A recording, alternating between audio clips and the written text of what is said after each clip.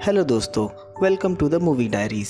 इस फिल्म की शुरुआत आयरलैंड के एक ग्रामीण क्षेत्र से होती है। हम देखते हैं डैन रेडी को, जो कि एक फार्मर है और उसका अपना फार्म भी है। और ये फार्म काफ़ी आइसोलेटेड है, मतलब यहाँ दूर दूर तक कोई नहीं रहता।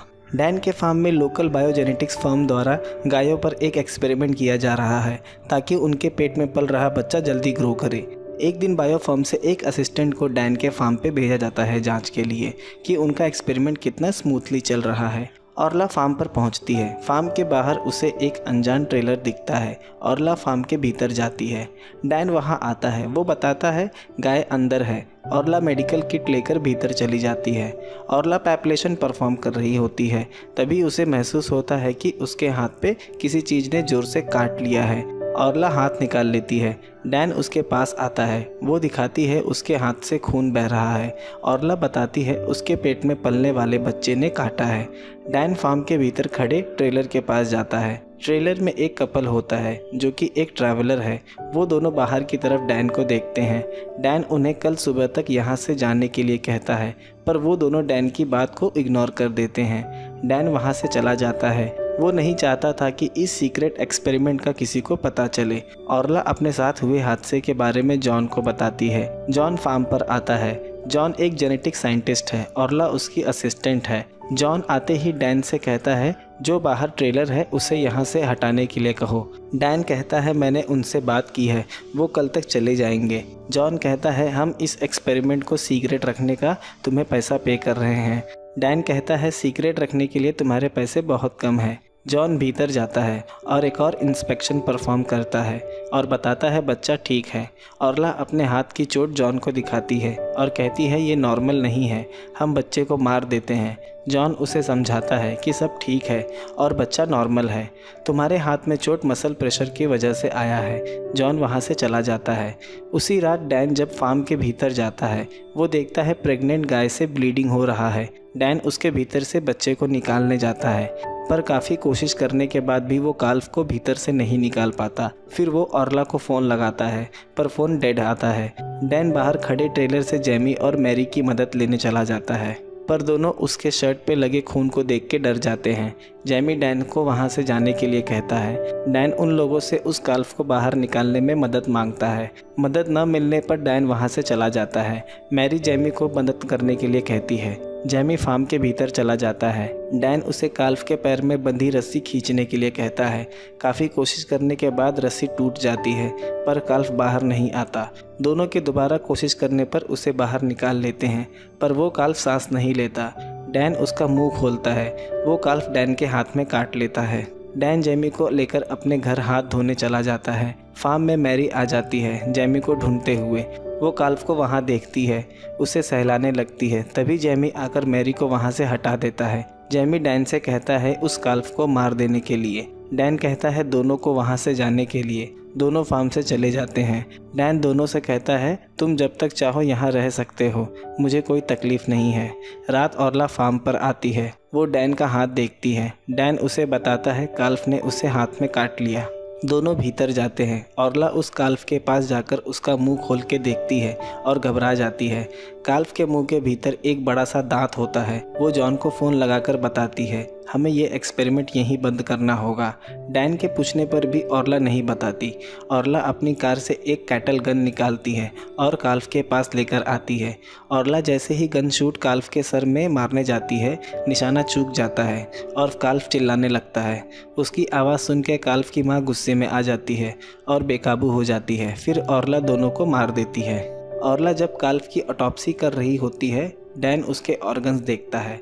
ऑरला बताती है लार्ज ऑफस्प्रिंग सिंड्रोम बीमारी की वजह से इसके लंग्स और हार्ट बड़े हो गए हैं। ऑरला बताती है ये जेनेटिक एक्सपेरिमेंट की वजह से हुए हैं।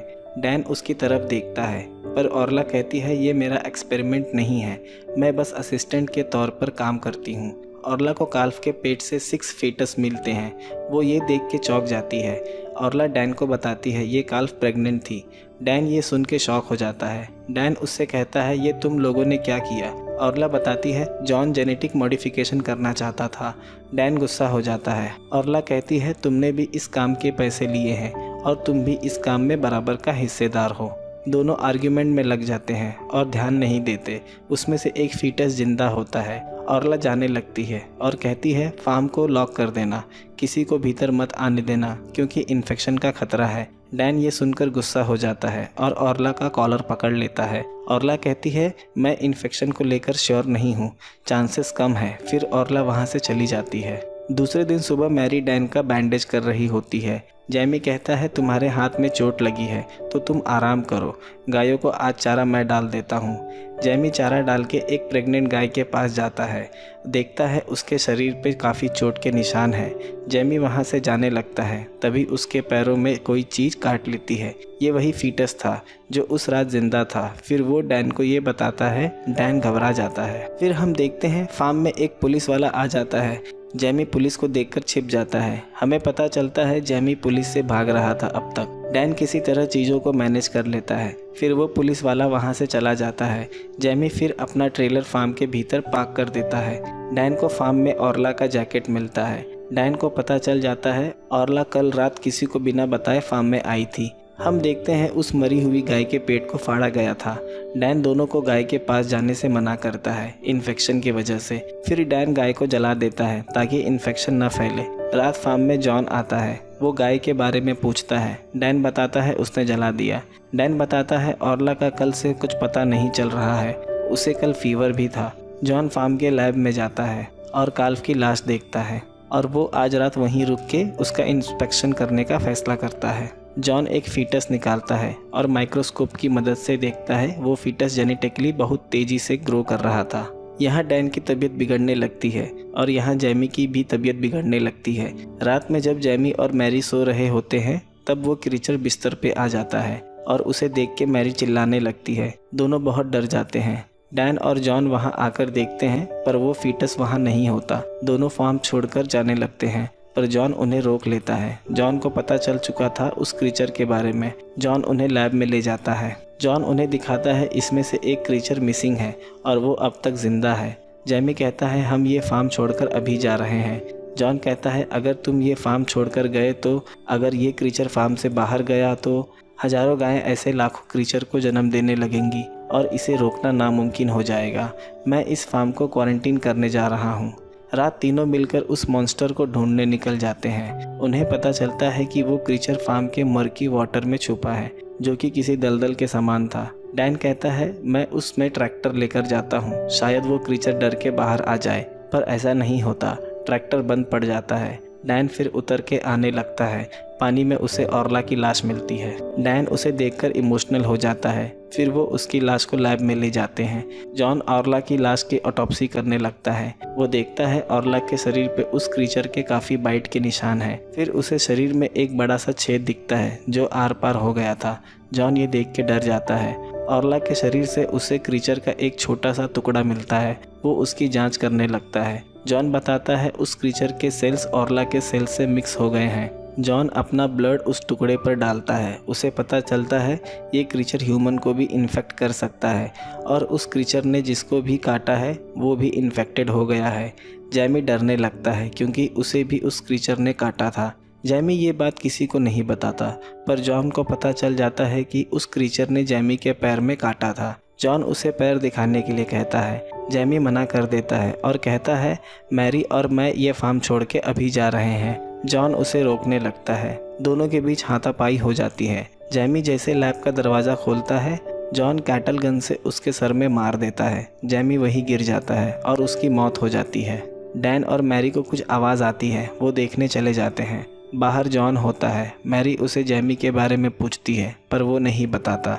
जॉन बताता है वो क्रीचर एक एक करके सारी गायों को इन्फेक्ट कर रहा है और वो क्रीचर तेज़ी से ग्रो कर रहा है। हमें उसे ढूंढकर ख़त्म करना होगा। मैरी जैमी को ढूंढने चली जाती है। डैन जॉन को उस प्रेग्नेंट गाय के पास लेकर जाता है। जॉन कैटल गन से उस गाय को भी मार देता है। वो उस गाय का पेट फाड़ के देखता है पर उसमें बच्चा नहीं होता। वो कहता है इसके पेट में जो काल्फ पल रहा था वो बाहर है, हमें उसे ढूंढ के ख़त्म करना होगा।